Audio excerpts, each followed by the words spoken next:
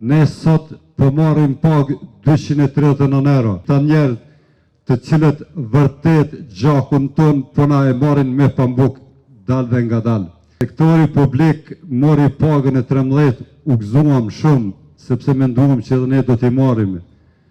Është një padrejtësi të cilën vetëm punëtorët e sektorit privat Kosovës mund të mbajnë mbi barrën e vetë, përderisa kryeministri jonë, kryeparlamentari dhe gjithë të tjerët brenda një muaj ditë në buxhetin e tyre u rrit për 6.000 euro, neve të nderuar edhe sot po marrëm 239 euro.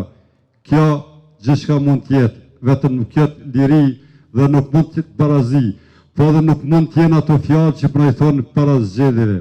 Deputet të Parlamentit të Kosovës dhe qeveri, a ju vjen turp kur dilni para fushata zgjedhore në për kompani private dhe deklaroni se do të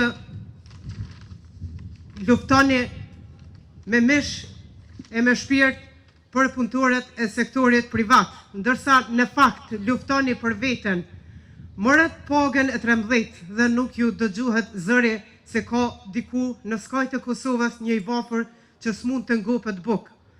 Pse mbesim në këtë gjendje, duke u shkelmuar her nga një pronar kompanie, her nga tjetri, a ka ligje për ne, punëtorët publiko-privat që na bartin si valet e detit nga një kënd në tjetrin?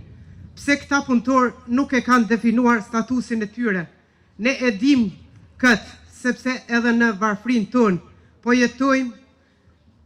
jetoni ju pushtetar jetën e luksit, derisa juve ju shkon koha e pushtetit duke ndërruar avionet nga një skaj në tjetrin të botës, ne punëtorët e ngrat po shqetësohemi, po na smuret ndonjë familjar e nuk e dim si ta mjekojmë. Kurse